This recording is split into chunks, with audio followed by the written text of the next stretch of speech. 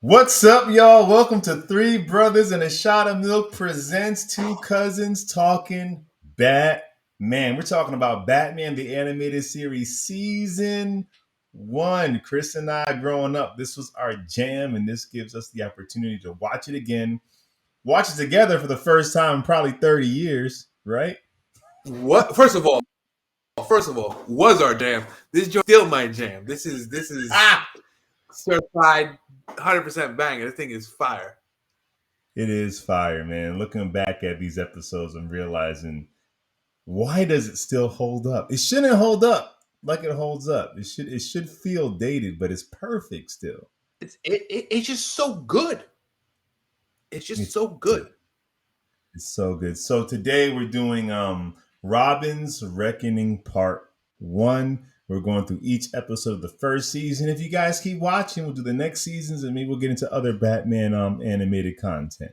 So Chris, you want to set us up for this episode? Absolutely. I'm gonna give you guys a little bit of a quick synopsis and then some episode facts. So I'll set up the story. Batman sends Robin home when he discovers the kingpin they hunt is Tony Zuko, the man who killed Robin's parents, leading to a flashback of how Dick Grayson came to live with Bruce Wayne. This is our Robin origin story. This is it. And the first one we've ever gotten on It is. screen. It is. It is done so freaking well. So before we to kind of chop up the episode, let me tell you, this is from season one. It is a two-parter, so we're doing episode 51, and then which original air date was February 7th, 1993. Episode 2 was aired the next. Part 2 was aired the following week on Valentine's Day of 1993. It was directed by Dick Sabas. It was written by Randy Rogel.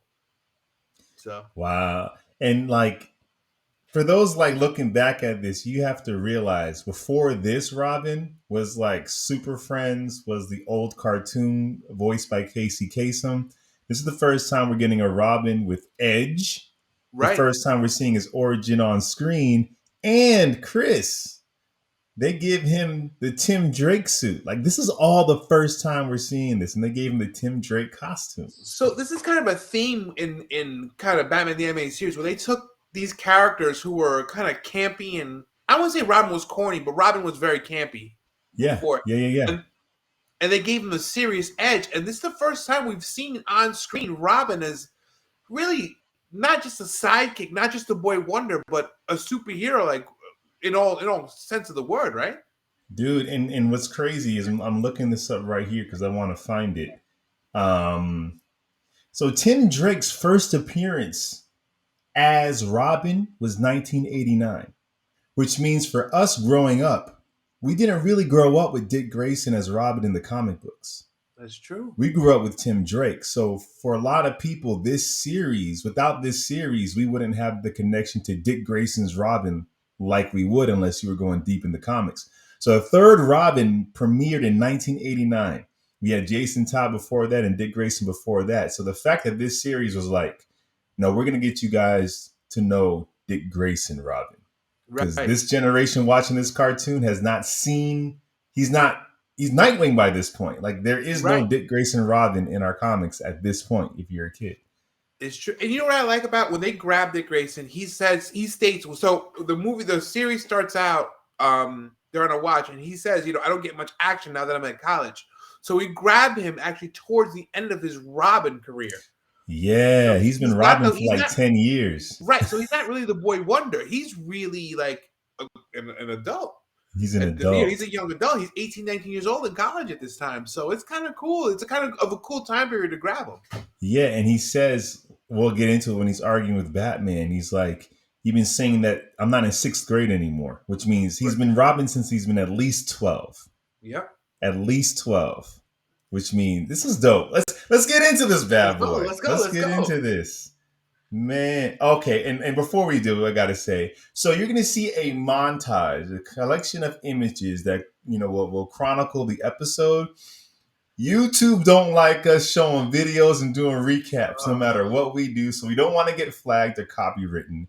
But these images will show you pretty much exactly how the episode plays out. Right. Let's rock and roll. So And again, the artwork. we talk about the artwork. So okay, here's where they're on the stakeout, and this is when we realize the age of Robin. So Robin is showing his youth a little bit, but he still says, "This is where he says, hey, I'm in college. I don't get much action." It's Let's also do something. funny because he's like bored. He's like, come on, come on. And Batman Right. is just like patient with him, like, okay, Yep. okay. And then the action happens, and Yep. Batman's smiling like he likes working with his son. He likes does. working with his son. And then they come in now. This fight was a little ridiculous. They're a little reckless. Yeah, bad reckless, right? You're dropping construction equipment off 30 stories, according to Batman, and he hit. Like, these guys are dying. like they're lucking out on their own to survive. It's not like Batman's catching them. But then Right. these henchmen, like, are you getting paid that? Are you that loyal and getting paid that much? Because they'll almost die and then get back up and jump back in the fight. And I'm like, no. So Robin jumps in. He's mad reckless. He's toying with this guy the whole fight, and the guy starts shooting a nail gun, and then now Robin's about to eat it. And then here comes Batman swooping in on a wrecking ball. Like caving in this guy's whole chest. He has internal bleeding. He's not making it. He's not holding on to that thing. No. Oh, man. It's like getting hit by a car. Dude, but that's his son. And then Batman's like, what is it? He stops Robin. He's like, we got a guy right here. Robin's still kind of reckless. He's still kind of like, he's young. He's still very young. And then he got this guy holding on, hands sweaty. And they're like, let's get some names. And then this is the first time, man, we're seeing Robin like, yo, you are Batman's boy. He's edgy, dude. That's it. He's like, he learned from the best. He says it. Dude, I love that they gave him the Tim Drake costume because they gave him that black. Yeah, and Batman's like, forget about it. The cops are coming. And he's so defeated. Okay, so let's pause it real quick. So this is where they tell us. I forgot what. So the guy is Tony Zuko, who's the boss. It was. What did they say? I know he has a bunch of names. It's Marin, Sid the Squid. They gave Billy Marin was the name that he got. Right. Yeah. So right away, Batman recognizes Billy Marin, and we know something's up because Batman's like, "Get to the car. Go get the car." And we forget, like, this is an 18-year-old, 19-year-old kid. This is not some 12-year-old. And Batman's just like, get out of here. Yeah. Dick is like, why? Why are you all of a sudden sunning me in front of these other people? Like, you sunning me. Right. No respect. But we'll find out why, man. Well, we're about to find out why, exactly. And Batman all of a sudden is like angry. And then they get to the Batcave. And Batman's like, I gotta go solo. Yep. And he's like, and then Robin thinks he did something wrong. He's like, I'm sorry. He's like, is it because I jumped the gun there? And then he's like, what line he says? Like, he's like, there's even some things I can't tell you, or something like that. He's like, he says something like, this has always kind of been the case. There's some actions I have to take. Yes. And then that's when Robin says, that worked when I was in 6th grade. Yep. And then Batman's like out. Batman, he's out. And then here comes Alfred trying to be a mediator, trying to keep the peace, saying, you know. But look at this shot real quick, Chris. Because you got Alfred coming down, that fist clenching in the foreground. This is just beautiful shots, man. I mean, this is shot like it's just drawn like a movie. It is. It's so cinematic. Yes. It's so cinematic. Alfred comes down the stairs, smug as hell. Yep. Look at his face. He's drawn smug. Master Dick. And he's pouting, dude. Yep. He's straight up. And then he goes through, like, you know, what's going on, blah, blah, blah. Billy Marin. Who's Billy Marin? And the computer knows everything. Of course, it's the Bat computer. It knows everything. No matter what year it's set in, it doesn't matter. It knows everything. And then we get Tony Zuko, Sid the Squid, Simon Dirks. And he's like, I know that name. And then here we go back in time. Yep. Flying Graysons. And this, y'all, this is the first time we're seeing his origin on screen, like we said. They were saying that this episode gave Robin a better origin story than it gave Batman. Well, we didn't see Batman. We don't really see it. We see bits and pieces of what happened, how he came to be, but this is a true origin story. Okay, pause it real quick. Yeah. let me ask you a question. Do you know who the voice is of Tony Zuko Butthead? You just call me a butthead? I did call you a butthead. Well, if you said butthead, is that freaking Biff from Back to the That's Future? Biff. I wouldn't have known if you didn't call me butthead. Yeah. So yeah. So Thomas Wilson is the voice. I'm checking my notes. Thomas Wilson is actually the guest starring as the voice of Biff. It's the voice of Tony Zuko. He's actually done a couple episodes. He does a couple characters in this show, a couple unnamed characters. But He's when he's amazing. that, I didn't realize. I'm like, this voice sounds so familiar. And then when I go back and I watched it, because I watched the second part after I did my research and stuff, like, this is just Biff. He just does the Biff. This He is kind of just the Biff voice. Now I think about it, yeah, he throws a little like New York on it, but it's like, yeah, because it has that high pitch, very coward, like very weasel kind of like bully, but is just weak. Oh, good find, Chris. Yeah. Man. Now here, like, and he's getting sunned by his name's not Haley. The guy that run is it Haley? Yeah, I think it is Mr. Haley. Mr. Haley. He's getting sunned by him, and he's got a whip on him, and he's like, it's that whole thing of like, I'll be back, old man. I think it sounds like a line from Back to the Future. It does. I'll be back, old man. It might have been a nod. And Dick sees the whole altercation. This guy promising, insurance. We need to protect you. Yeah. And this guy, and what I love about, okay, I'm gonna pause it because I feel like in so many cartoons you would see the guy cutting the rope, and then they would show his face smiling, like he enjoys being bad. This dude is all business. Like he doesn't smile. He cuts the rope. He walks out like nothing's going on. All like they didn't do that kitty thing. Like we need to know you need to know he's bad by the way he's smiling doing bad. Twirling the mustache. No, he's just like this is what I do. As a matter of fact, it's not personal. It's just business. Yep. And then we have, this is the Wayne Enterprises, whatever. And here, man, bumbling Bruce Wayne. So wait, let me ask you a question. That wasn't a misdirect. It's not like when Superman is Clark Kent and he's all like a doofus when he's Clark Kent. He was just caught by, was he?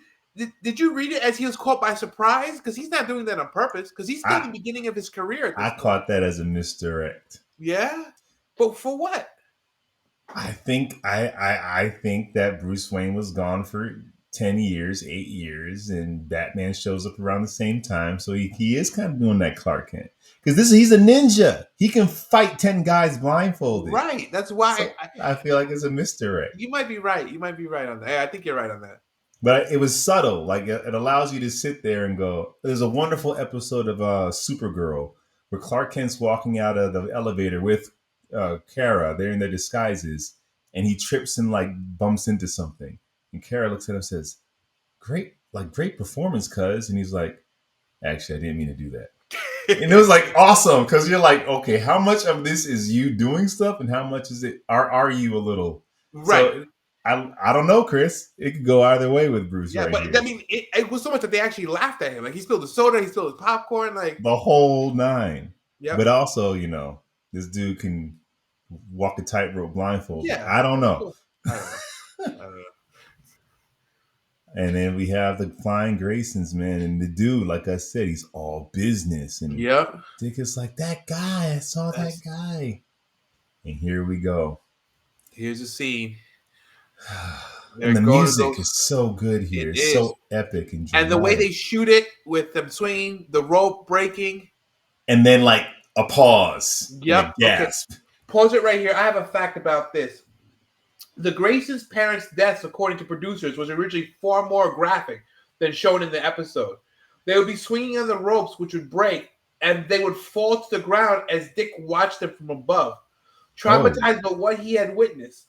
Due to the thoughts of scaring children, the scene was changed to show them leaping from the frame like how we had, where we just had the spotlight. So instead of doing that, we see the spotlight following them, and then they're following the silhouettes.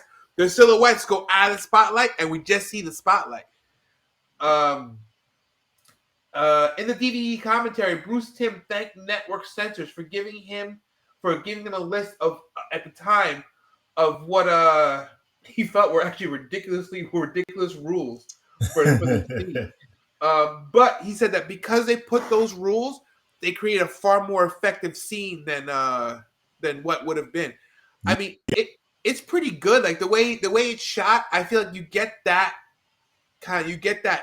feeling without having to be shocked at And it's so oh, artistic. Like it's yeah, just creative. And yeah, I never needed to see them actually hit the ground. right. I mean, just yeah, what they did was amazing. Sometimes those rules help, and it is still Fox Kids, man. It is. So this is not an HBO Max. This is This is prime like time Fox Kids. you're coming home from school as a kid, though. You don't want to see two bodies just hit the floor in a pool of blood. Right. Mommy, can you It's imagine so. having to explain that to your son? Like, Oh my oh, they showed goodness. it. They Oh my showed it. goodness. Man, all right. Yeah, and using shadow, and then that rope breaks and swings into frame, like you said, and then the Yeah, horror. Bruce looks younger here too. He's Well, drawn different. I love that, man, because they pretty much keep all the costumes the same and stuff, but the details, like Gordon's hair is red, and And the Bruce Gordon's looks hair in younger. red was actually a callback to some of the older comics where his hair is actually red when he's older. And then Really? yeah. I can't find the. I did have a reference to actually the comic, but uh, I don't. I can't find, but it is actually a reference to how Gordon looked in some of the Golden Age comics. They had flashbacks when he was older. Well, I know he had red hair in year one as well, in the Frank Yes, there Miller you year go. one. Yep. Um, Yo, and I love the detail, and we'll see some of it in the Batman's costume later, where because pretty much Bruce wears they wear the same clothes. They don't like switch up their clothes. So the fact that they said let's make him a little younger and change it a bit, I appreciated that. Now, okay, I gotta pause. I have a question. This didn't make no sense to me. Okay. Gordon's like the kid's gonna need a safe house because Right. he's a material witness. Right. So is Haley. Right. No, but They don't care about him. no. Even though he witnessed Tony Zuko, but I guess because this kid witnessed him actually cutting the rope, or no, he didn't see him cutting the rope. He saw him walking out No, of he the said tent. like this guy doesn't belong here. Haley's the one that had a physical altercation with like this mobster's son. If anyone needed to be in a safe house, It's a whole freaking it's the circus. whole circus, Even Sitka the elephant. especially the elephant. I've seen The Godfather. I know what they do to animals, man. Exactly. The mafia, not. Um, let's and then he's leaving the only family he's ever known. So Gordon is real quick to be like, here, go with this rich eccentric guy. He's like, we don't got. Well, he's like, we don't. Well, okay. Now this is where I can fill in the blanks as an adult because it's not really stated here. But if I use my Batman knowledge and go, okay, Zuko's part of the mob, or his dad is part of the mob, or there's some mob ties to Well, his this, dad is Arthur Strom, which right? is which we'll explore in episode when we do episode 2 next week. But So then, like, if you know at this point the GCPD is a little shady, then that's true. you might Yeah, want to put him in this fortress. that's a good point. That's a good point. Screw Mr. Haley. Yeah, screw them. But I think Yeah. but there what I like to see is there was no resistance from the circus. I think they all wanted Dick's best interest in mind. So they're like, go. I mean, you're gonna live with a billionaire. You're gonna be all right. He's gonna be all right. And then they're not parents. It's like they're Right. not, Yeah, they're they're working circus performers. people. Yeah, yeah. Um, and Bruce welcomes him in, and it's almost like we experience Bruce's origin in this episode We through do. through Dick Grayson. Like it's We pretty do. much what he went through.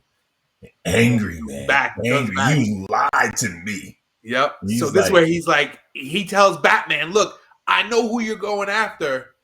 And then he's like, I'm honest on my own, Batman out, and just cuts him off like, nah, bro. This is nah. your Batman's resolve is just Zuko. So here's what we gotta discuss. Let's go through the Trinity origin, but let's discuss, was Batman right in his choice here? In present day, is he Yes. right? Yes. Yes, because I think we'll see this in part 2. Batman knows that if he were to bump into, I guess, Joe Chill, I guess it's still Joe Chill in this story, then they'll give him a name. If he bumped into him at 18 years old with the training that Dick has, he'd kill him. Yeah. So I think Batman isn't trying to stop Dick Grayson from getting justice. He's trying to stop him from getting revenge. Yeah. Because he knows, like, I can't have you kill this guy. You'll be forever changed. Let me ask my question. Is that Batman's call to make? Or is that a choice that Dick has to make?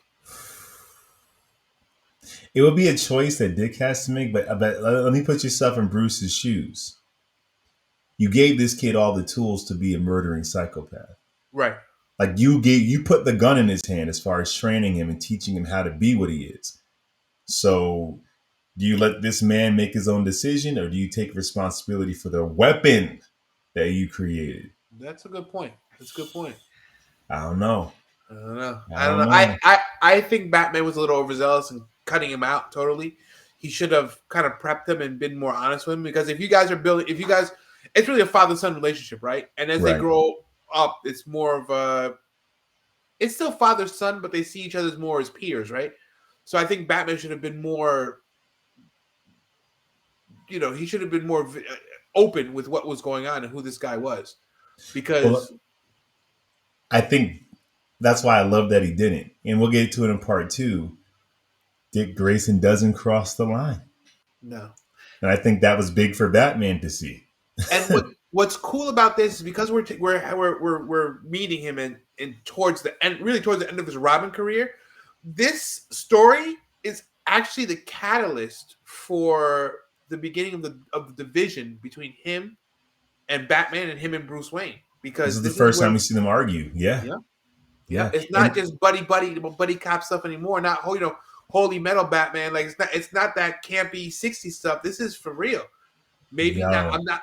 He has a hotline. Keep going, and then eventually we're gonna have to get to the season 4, which is the New Adventures joint.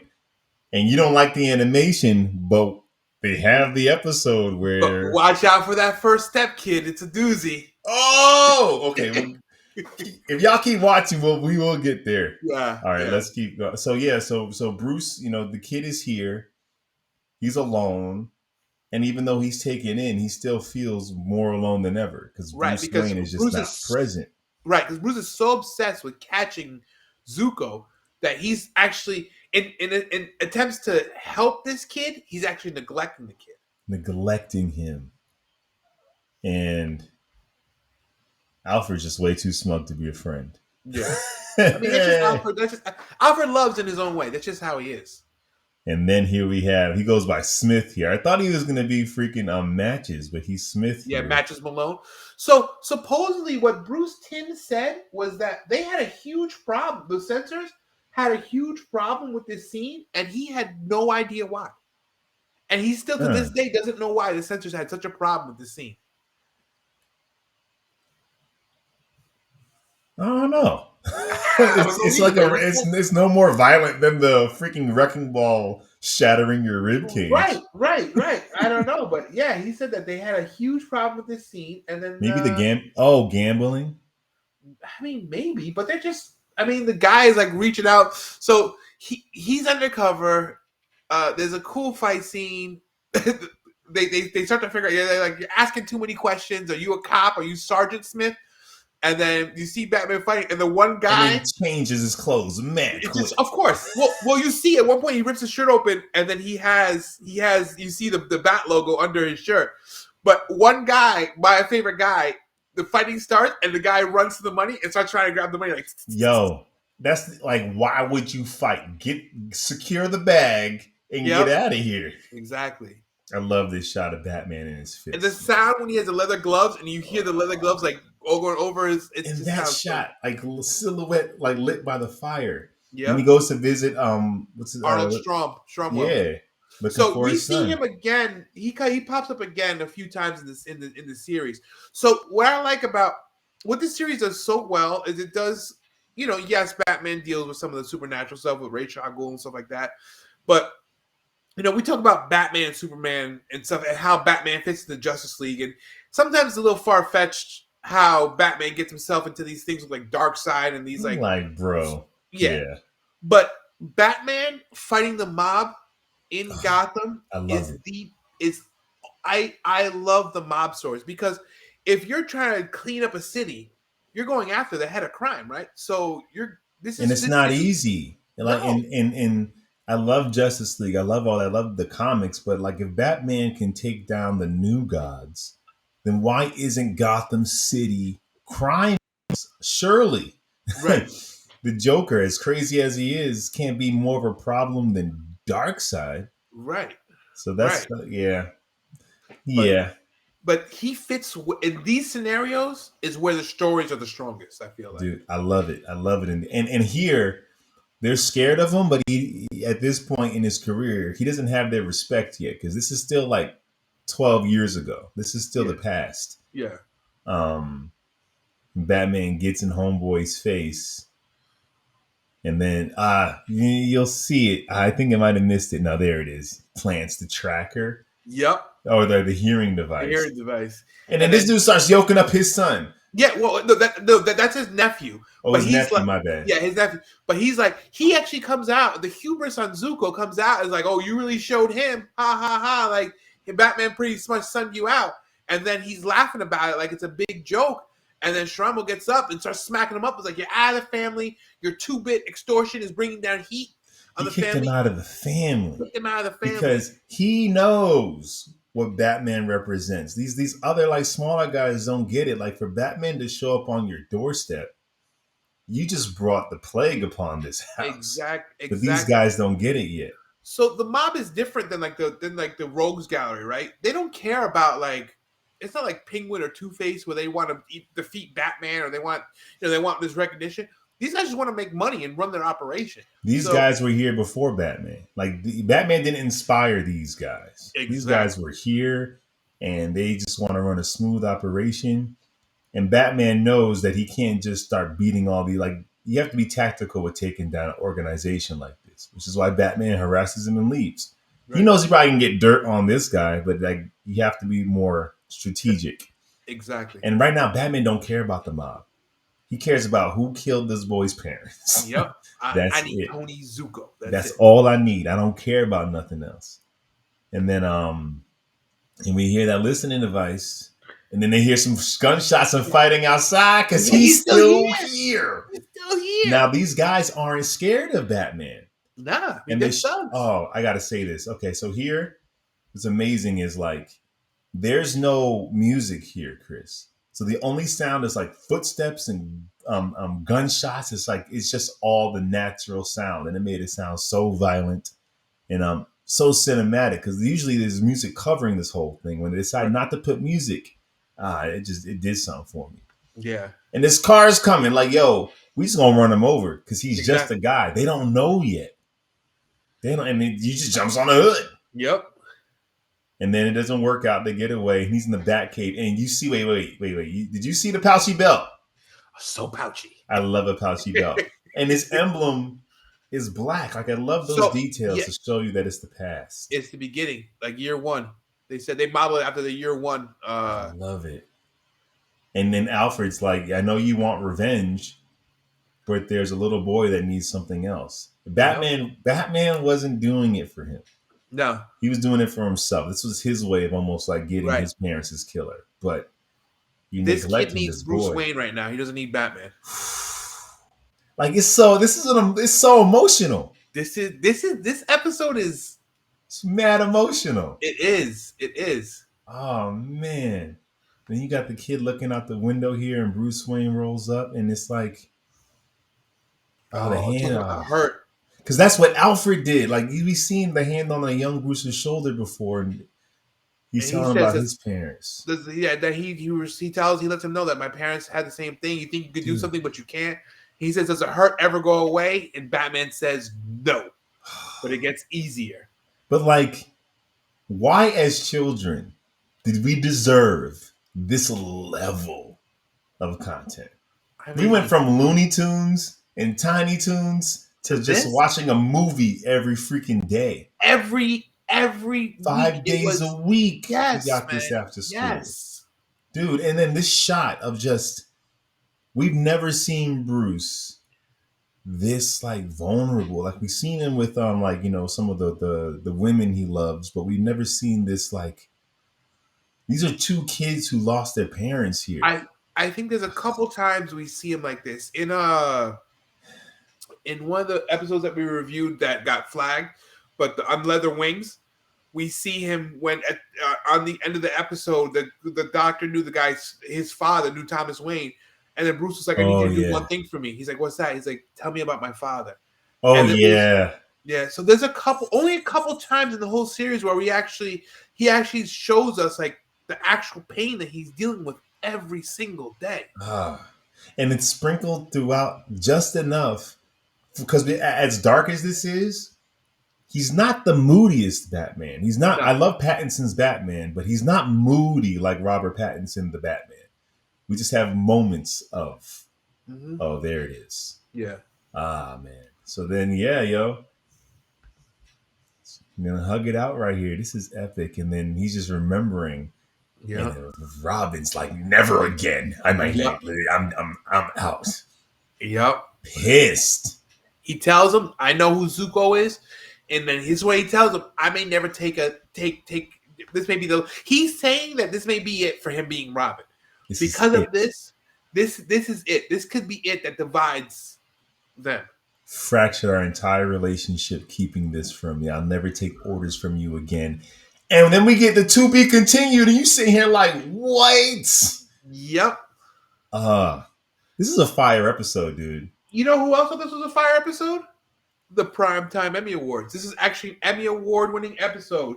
What? It won for Outstanding Animated Program, 1 hour or less. Wow. Yeah. Yeah.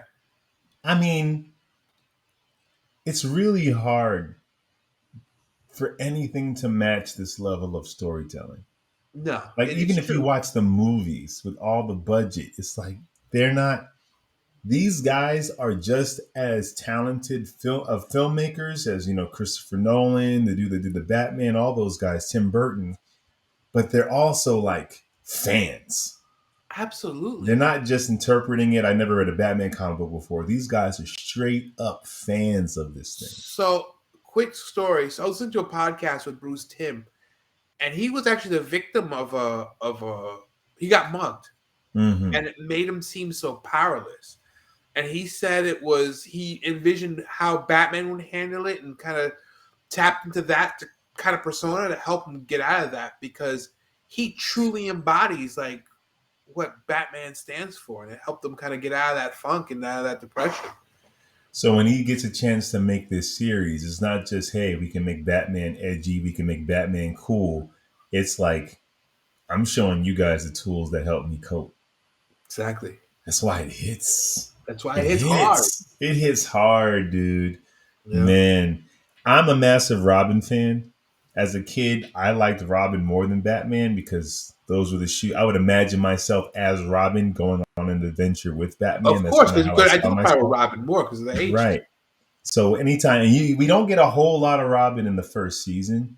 No. But when we do, as a kid, I always loved it. I loved his costume. I loved him. And in this episode, where it's pretty much all about him, like this is one of my top 5. Like this in part 2 is one of my top 5 favorites. I agree with. Yeah, I can argue with that. This arc is really, really, really powerful. I like it. I think it's good. Let me see if I have any other quick facts for you on this one. This episode, where the episode came from. This episode is based on a comic book story from Detective Comics 38 from 1940, where the opening scene is actually the construction building that they pulled. They actually pulled this story from the comics. Oh wow! So it's kind of cool. Like when we watch these and we kind of do these analyses of the show, I like to go in and see where they pulled source material. Where sometimes they'll pull like panel for panel from the comics, and sometimes you can see where they kind of amalgamated a couple different stories to make like this one story arc. So it's kind of cool to see how they took the source material and interpreted it for this universe. Dude, I love it, man. I love it. I'm excited. I can't wait to watch part 2. You already went ahead. I watched it already. After part 1 ended, I'm like, I'm watching. I can't stop. So it was honestly what I should have done is I should have waited, because part 2 really, really kind of brings this all together.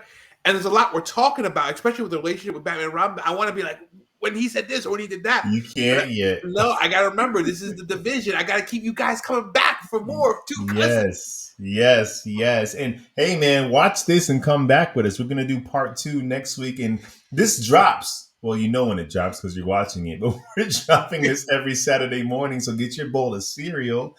And that's all we have for this. We have so many other videos in our playlist. Check out the unboxings. Check out Chris and his son doing toy hunts. We got toy reviews. We got comic book reviews. We do movie reviews and TV show reviews. We have so much here. We're also on Instagram and TikTok. We got a podcast where we talk about all the geek stuff and geek news. Hit the links in the description below. Check out our playlist. We'll be back. Same bat time. Same bat channel. Boom.